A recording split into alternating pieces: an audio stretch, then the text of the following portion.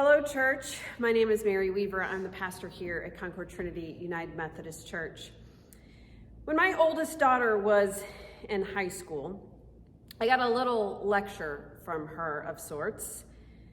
Well, let's be honest, I got a lot of lectures from her, about as many as I gave to her, but that's for another sermon altogether. We had gone out to dinner, her and I and her sister, my other daughter, and when the bill came and I paid with my debit card, she was appalled at what I had put down for the tip. Now, I have always been a 15% tipper, committed to that, even to those who I didn't really think deserved it, but I was consistently giving 15% when I tipped. My daughter proceeded to tell me that just wasn't enough, that they barely make an hourly wage and they rely on those tips, and we had plenty of money to give. Well, I proceeded to pull out a lecture of my own. You know the one where we tell our kids when the day comes when you pay for rent and when you pay for groceries and when you pay for your own clothes, that's when you can decide how much you want to tip. Until then, I don't want to hear it. 15% is standard for tipping, and it really was all that I could give. There was a reason we didn't go out to eat very often. And she calmly told me that it wasn't about how much you had, Mom, but about how much you could go without. She said that even though she didn't have a regular job, she was always generous with waitstaff from what she did have. You know, there's nothing more annoying than when your children are right. It's really a huge pet peeve of mine. I'm sure stubbornly I only gave 15% to that waiter that night, but what my daughter said, that stinker, really got to me. I mean, here she is lecturing me, her mother and a pastor, about being generous. Psh. But dang it, she was right. The next time I had the opportunity to tip, I gave 20%. And not only did it feel good to do, but it didn't kill me. It didn't break me. I already budgeted for going out to eat, so it wasn't a huge shift in my finances. And if it was something that we would have done a lot, I'd have to maybe cut back on something else, but it would have just needed some planning. Now, whenever we go out to dinner, as a joke, I always show her what I put down for a tip and ask her if it's enough. The only time she said no is when she was my waitress, where she now works when she comes home from college.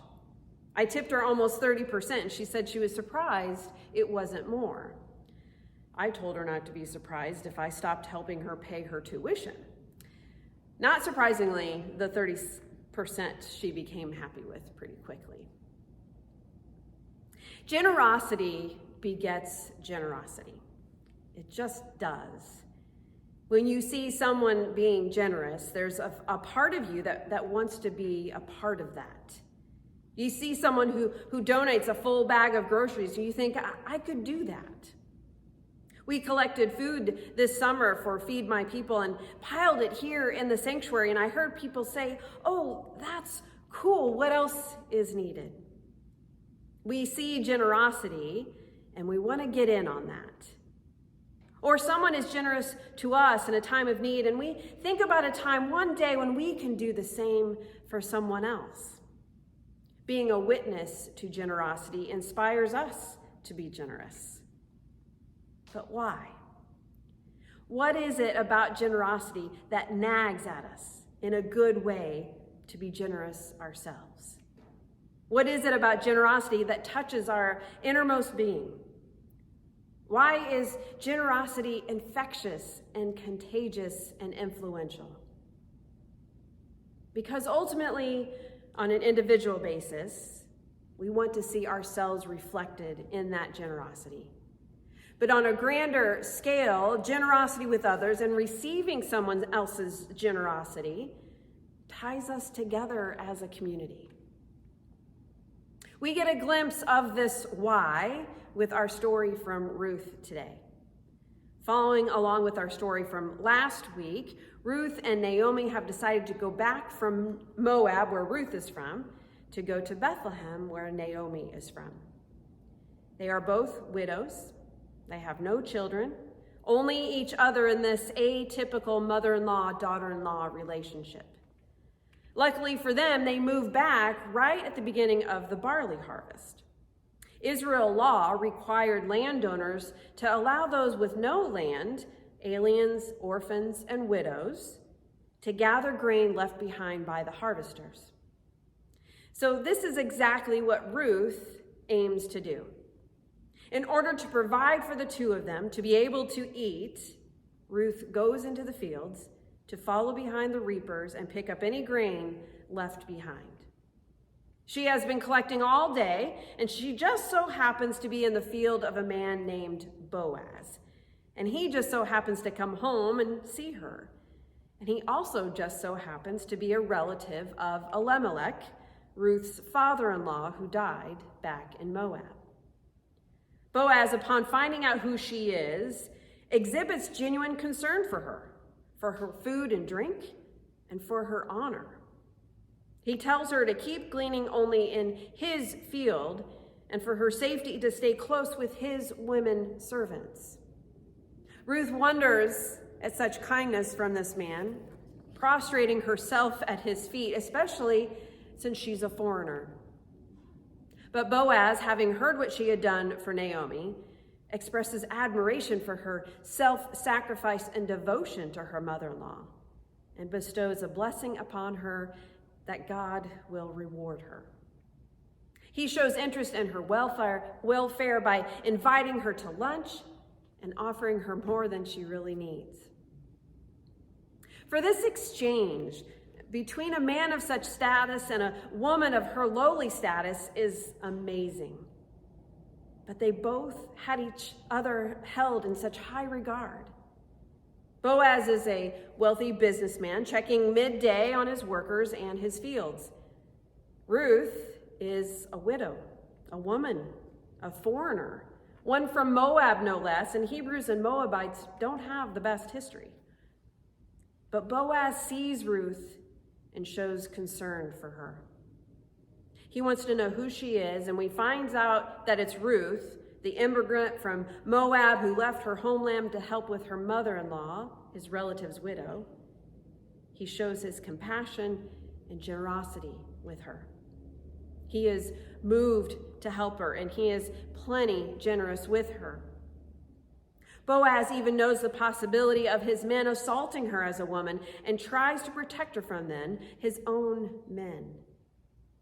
But he also wants to make sure she gets what she needs and doesn't have trouble getting it, telling her to follow his own women who are picking up grain that have fallen behind as well.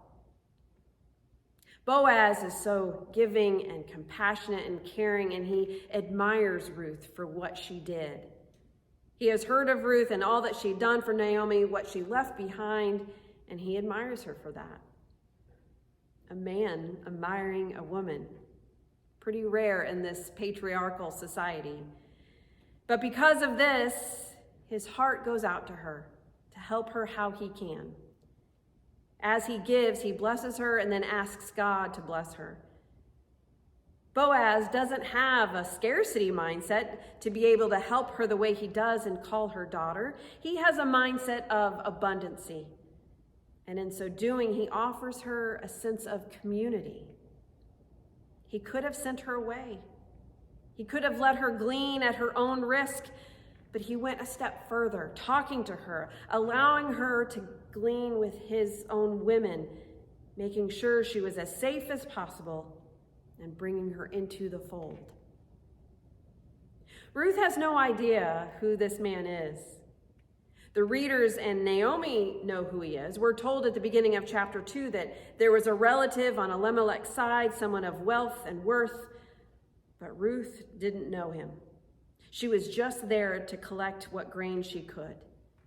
She had been there all morning, only resting once, even asking permission from Boaz's men to glean from the fields. She doesn't really want attention drawn to her.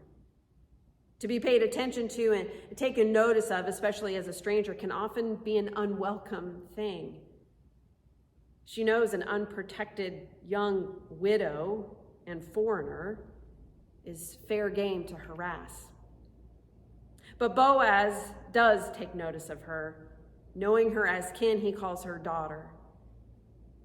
She says, "How is it I found favor in your eyes that you notice me? I'm an immigrant." The word translated as foreigner or immigrant here comes from the same root as the words translated take notice or notice me. So in effect, Ruth says, "Why do you recognize me when I'm the one who is not recognized?" Ruth is aware of her position as a destitute foreigner and an outsider. She is taken aback by his care and attention and generosity, and that she has found favor from him. I mean, what did she do to deserve such a blessing? Why does Boaz take notice of her? What prompted him to be so generous with Ruth? She's a nobody to him, really. But it's not who she is, but what she's done that he's taken notice of. She gave up everything. She lost almost everything and gave up what she did have left. And she did it for her mother-in-law, which everyone would know she didn't have to do, nor was it expected of her.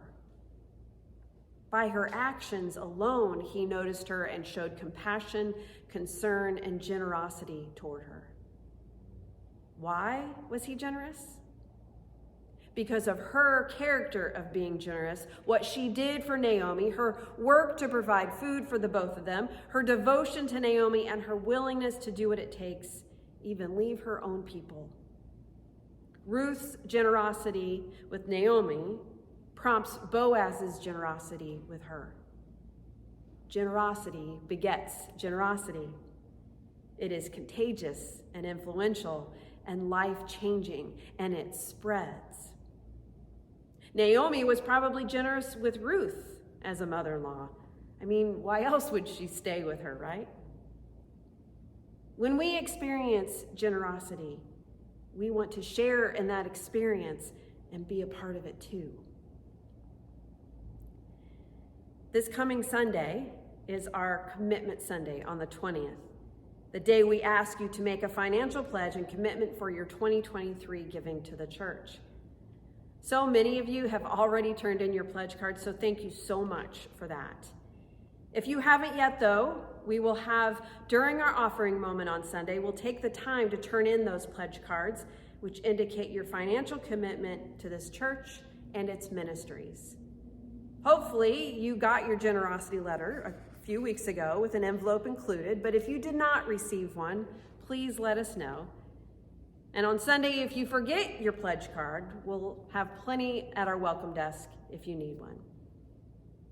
We want you to be a part of the work done here, and we hope you are inspired to do so. We ask for these commitments to help us plan for 2023. The church is no different than any other nonprofit. We create a budget every year to plan how we are going to work toward our mission of making new disciples of Jesus Christ. We create that budget whether you pledge or not. We have to. But it sure does help out if we have at least a rough idea of how much we have to work with. But it also helps with your own generosity. If you make a commitment to give so much so often for your generosity to the church, you have to build that into your own budget. Generosity shouldn't be what's left over, like what my daughter so thoughtfully pointed out to me with the wait staff, but it should be a part of your plan to begin with. And Concord Trinity is absolutely blessed if we are included in your plan. If you need help with budgeting or any financial planning, we are actually offering a financial workshop on Thursday evening here at the church.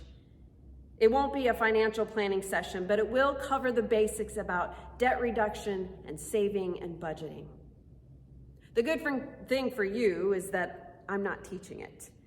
We have some very gifted individuals here who are glad to talk your ear off about financial stuff. So lucky for you and me, Bobby Parrish and Mike Domback and Mike McCarthy are leading this workshop.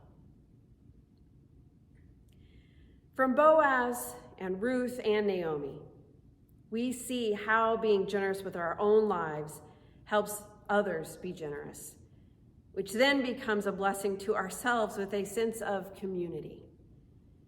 Naomi's generosity with Ruth, Ruth's generosity with Naomi, and now Boaz with Ruth. Generosity begets generosity. It is infectious and contagious. As Christians, we live a life of hope and love because of Christ, because of the resurrection, and that life includes a mindset of abundancy. We need to be generous with what we have been given. There's no room for a mindset of scarcity with stinginess or greed or fret and worry. Generosity is a kingdom act. As it spreads, so does the kingdom. Who wouldn't want to be a part of that? Amen.